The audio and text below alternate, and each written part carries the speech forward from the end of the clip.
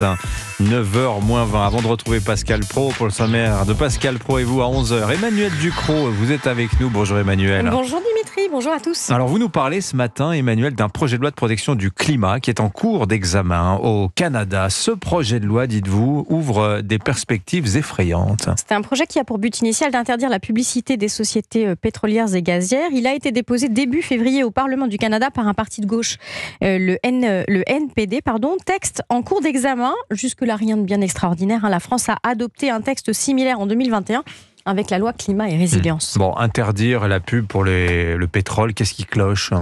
Mais le texte canadien va beaucoup plus loin que ça. Il ne se borne pas à interdire la publicité. Il veut aussi interdire à tout citoyen de promouvoir un combustible fossile ou sa production sur n'importe quel média, y compris sur les réseaux sociaux, sous peine d'une amende pouvant aller jusqu'à 500 000 $ canadiens.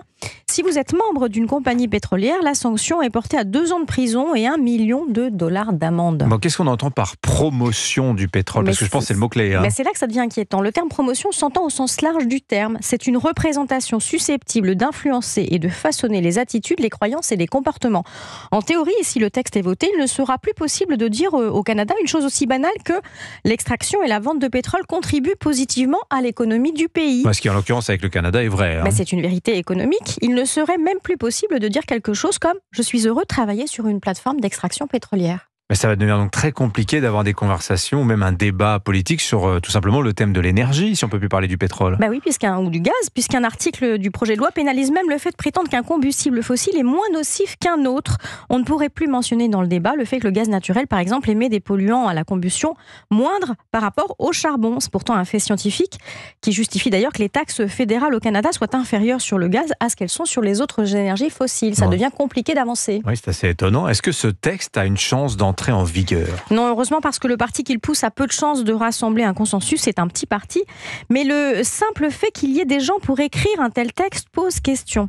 Leur propos n'est pas de lutter contre la désinformation scientifique autour du climat qui existe et qui est un fléau. Non, ce texte est terrifiant parce qu'il veut remodeler les faits, l'histoire et la science. Il pose qu'en effaçant le réel, en le criminalisant, on efface les problèmes. Pire, c'est au réel de s'adapter à la pensée pour l'instant magique d'un monde sans énergie fossile. Comment on peut avancer avec ça ? Mystère, c'est assez vertigineux. Cette réécriture du fait énergétique, hélas, elle ne sort pas de nulle part. Elle est celle qui est en cours dans les universités anglo-saxonnes pour la culture, pour la littérature et dont on connaît les dégâts. Signature Europe 1, Emmanuel Ducrot. Merci beaucoup Emmanuel.